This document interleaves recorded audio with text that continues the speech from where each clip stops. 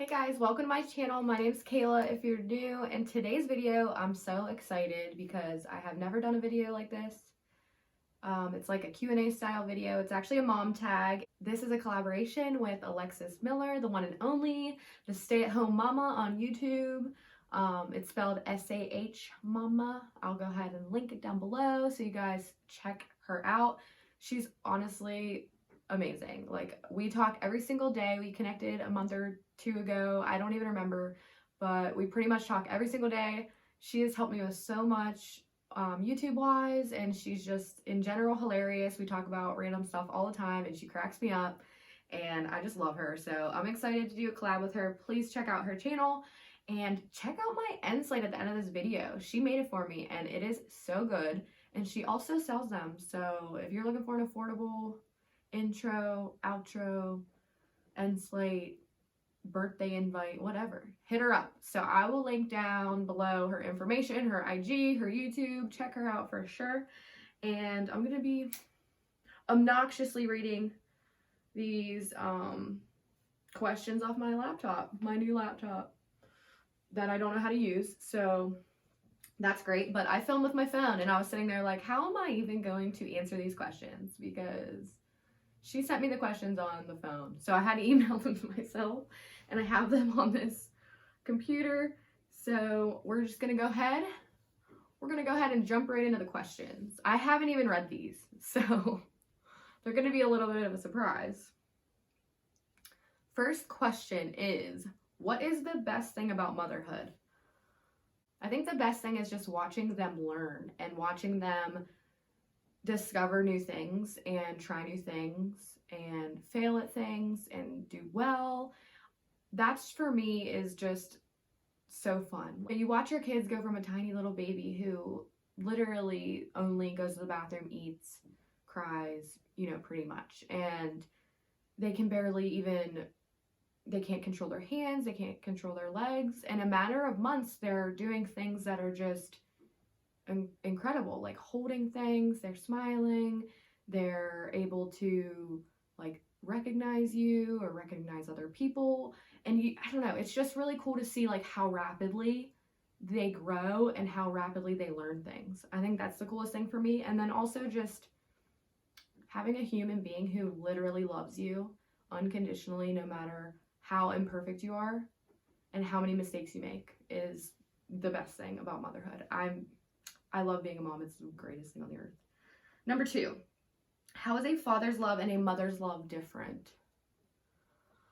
I don't know. I mean, I hate to say they're really different, because I think dads can love their kids just as much, and vice versa, their kids will love the dad just as much.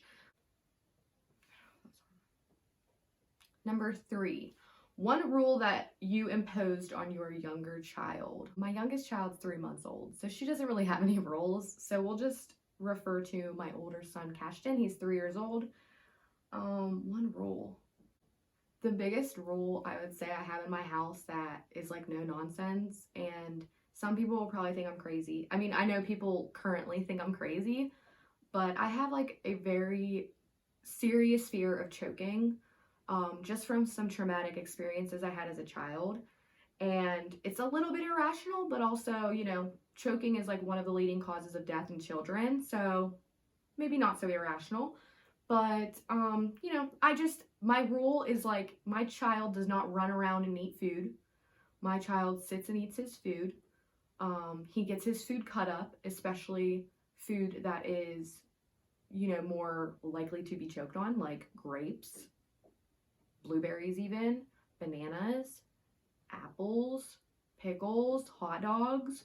He does not eat popcorn, because popcorn is a huge choking hazard, and I just don't think he's ready for that. And he also doesn't eat in the car. Every once in a while, I will hand him one French fry, like one at a time. I ask him like 4 times if he finishes fry.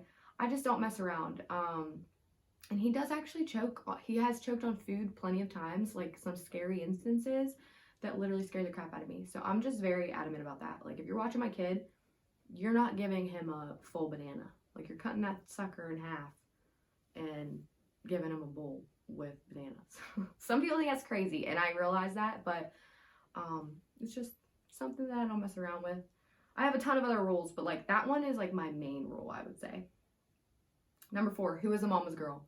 Both of my children, girl, all of them, they love Brennan just as much. I will say Cashin's very equal. He loves his dad. He loves me. He like sometimes picks and chooses who he wants to hang out with. But lately, ever since Copeland was born, Cashin has spent more time with his dad. A little bit more in terms of like at nighttime, feedings. I was trying to breastfeed for a while. So they've always had a strong bond and always have done stuff his whole life. But they just have a little bit more, you know, I don't get to do as much with him sometimes, which makes me kind of sad, but I try to get some mommy Cashin time in as much as I can. Number 5, at which age did you conceive? I got pregnant with Cashin when I was 24, and I turned 25 right before I had him, so I think it's a good age. He was a huge surprise. It was super scary. I was scared to death, but I like the age that I had him because now I'm 28. I'm done having kids, and now we can kind of live our lives and, you know, raise our children. So I'm pretty pumped about that. Number 6, what is the right age of becoming a mother? There is no right age of becoming a mother.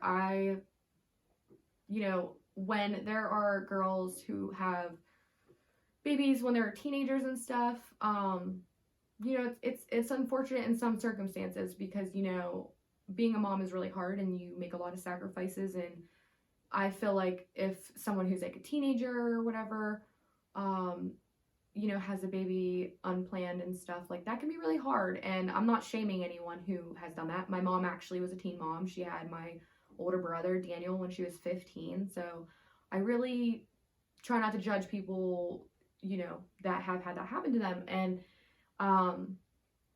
I just think it could be really hard on them, and it makes me feel bad because I just know how hard it is being a mom. So, you know, there's really not a right age of becoming a mother. If you have a baby at 15 years old, you can be a great mother. If you have a baby at 45, you'll be a great mother. It's like, there's really no way to say what is the right age, but I will say that I love the age that I ended up becoming a mother. Number 7, how to balance between work and personal life. Well, I'm a stay-at-home mom, so it's hard to say, but I guess, you know, ever since I started YouTube about 2 months ago, I have been working, and I've been working really hard at it. So I will just kind of go off of that. How to balance between work and personal life. I don't have much of a personal life right now because of what's going on, so this is kind of hard. I really just think you have to prioritize what is most important, and, you know, even if work is more important to you than your personal life, you need to prioritize your personal life as well. Just make an effort. You know, if you have friends, try and make an effort to see them. Family, make an effort to see them.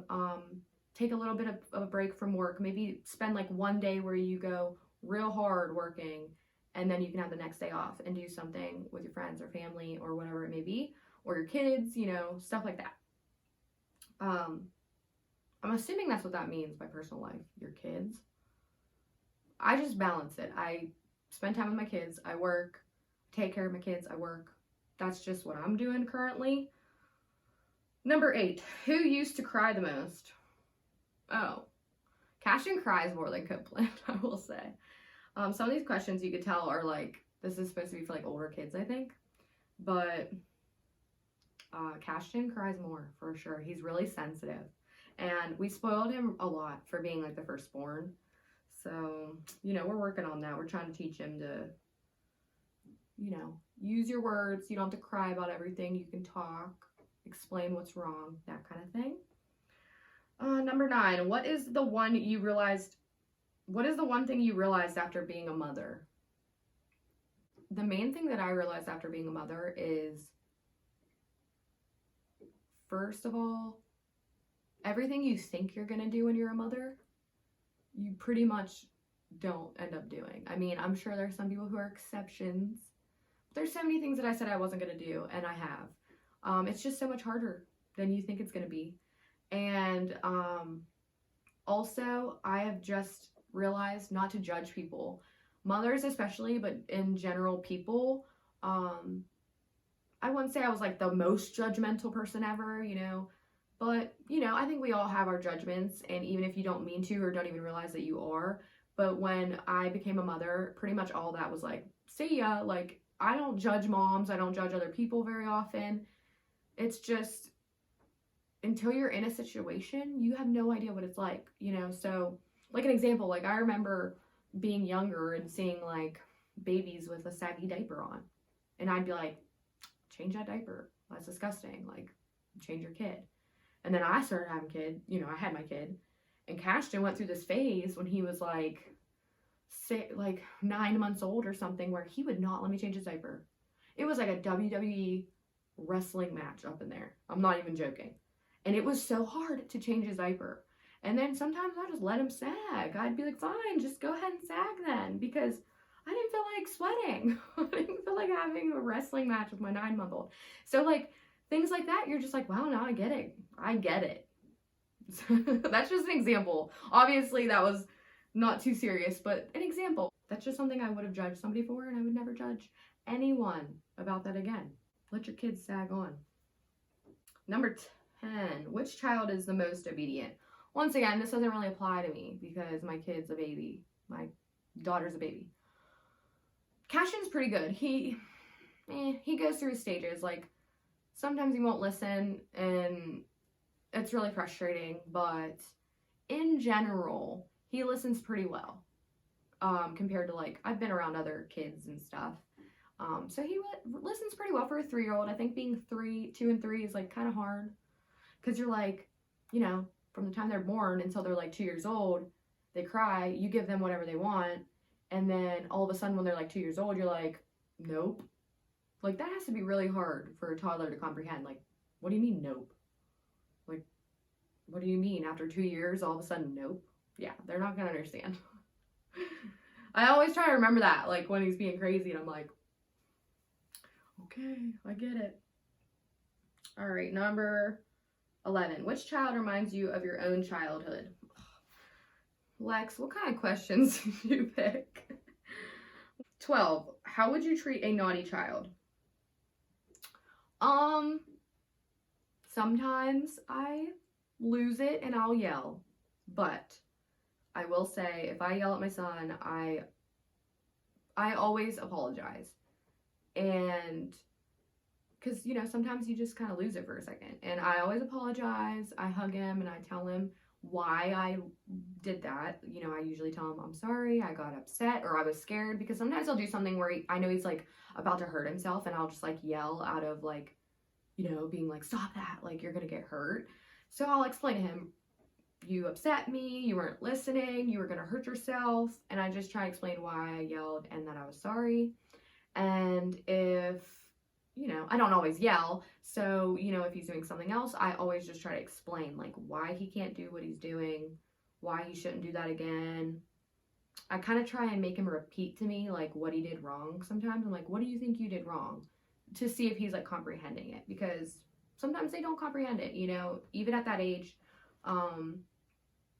Sometimes they truly can't understand, like, why you're yelling or why you're upset, or why they're in trouble, or why they're not allowed to do something. So I try to keep that in mind, but it's hard.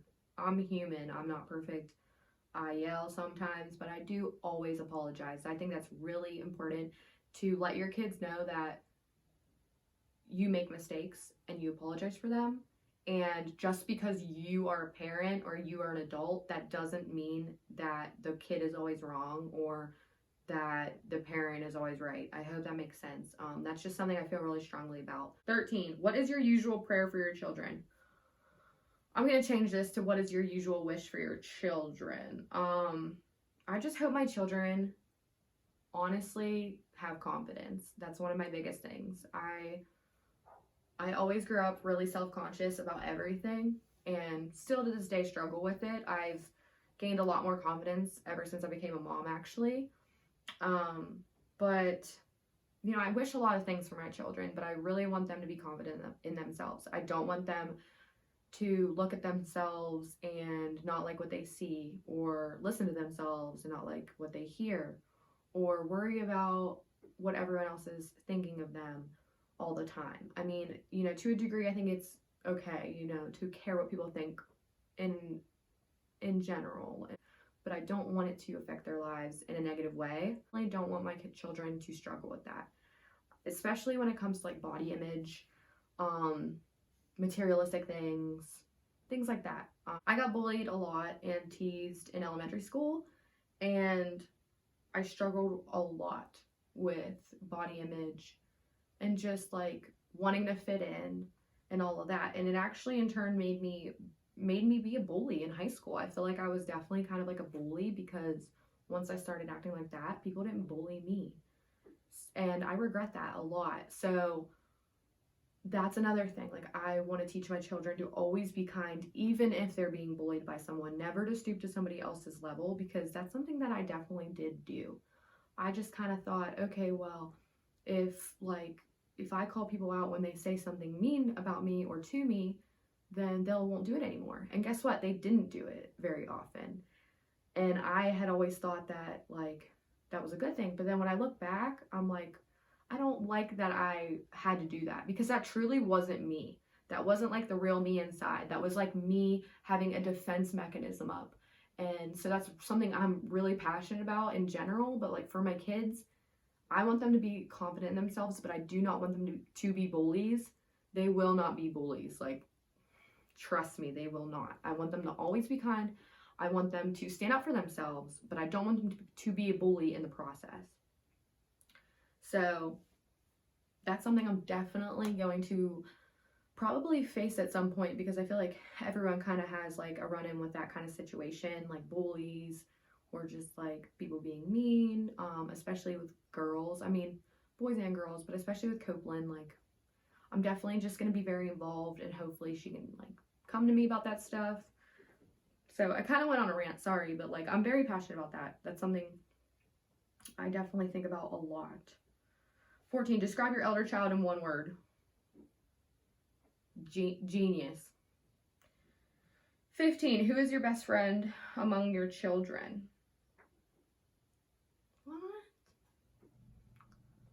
What? I'm not gonna pick a best friend out of my kids. Both of my kids are my best friends. When was the first time you scolded your children? I mean, I'm sure Cash was probably like over a year old. Was probably getting into something, or I don't know, pulling a dog's tail or something. 17, how difficult or easy is it to be a mom? It's so hard. What do you mean? Oh my gosh, it's so hard. It is a job that never ends. It's so difficult. You just sit there and like judge every single thing you're doing. You think you're doing everything wrong all the time. And then, you know, you have those moments of just pure bliss, and it makes it all worth it. It's honestly so worth it and amazing. But yeah, it's really freaking hard. I would never sugarcoat that for anybody, but it is the greatest thing on the earth, the most rewarding thing on the earth. And I mean, nothing good comes easy, right? So, is it possible for a dad to feel like a mom? Yes. Yes. What are the qualities do you want to see in your children? I want them to be kind, like I said earlier. I want them to stand up for themselves, and I want them to have self-confidence. What would you like your children to opt for a career of their choice? I want my kids to do whatever makes them happy, truly. If that means go to college, cool. Not going to college, cool. Getting like a really good job, cool. Working at McDonald's, cool. I don't know. I don't care. I honestly could care less. I'm gonna love my kids no matter what. I would definitely hope they would have financial stability, just because I know like how hard that is when you don't have financial stability. But if they're happy and they don't make a lot of money, or they have a job that you wouldn't consider, you know, a great job or whatever, then I don't care.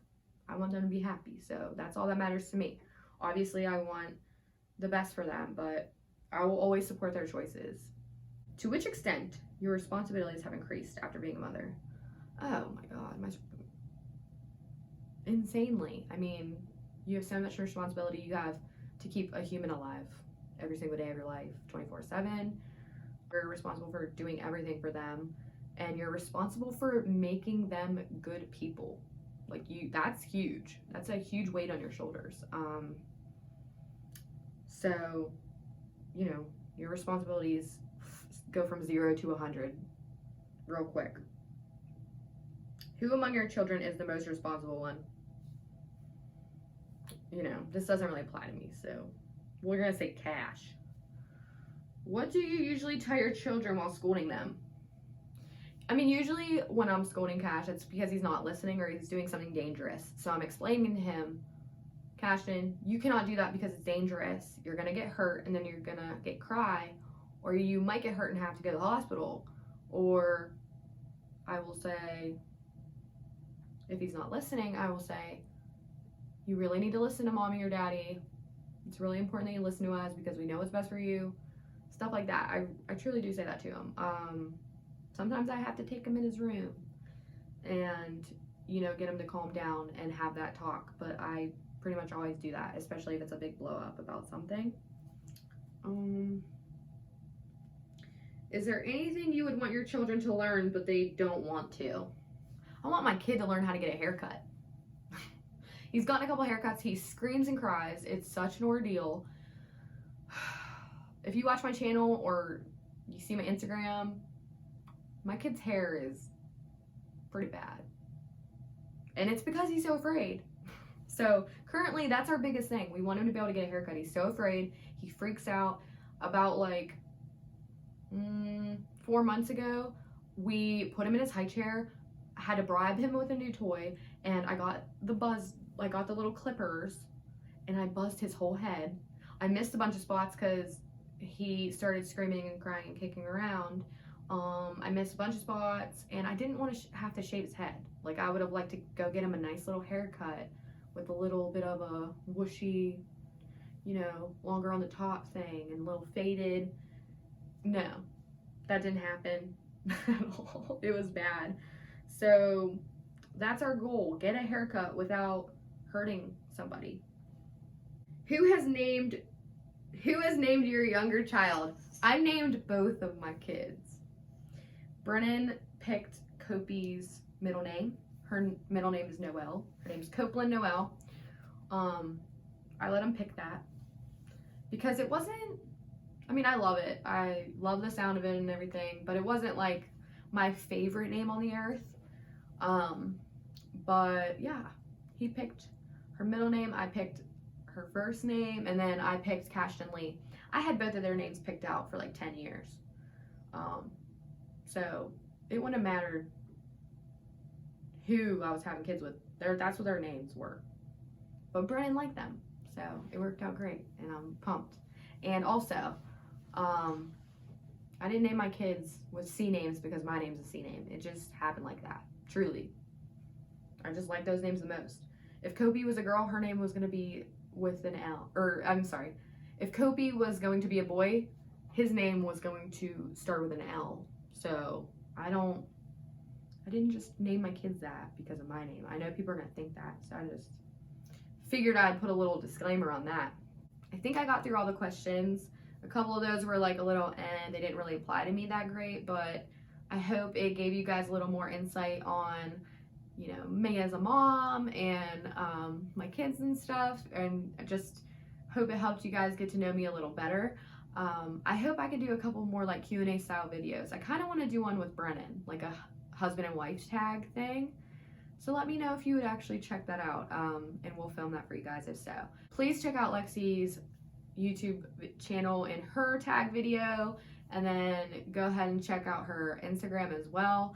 And like I said, if you're interested in maybe getting an intro or an end slate or something like that created from her, definitely hit her up because she does amazing work, and you're about to see mine right in a few, and it's really, really good.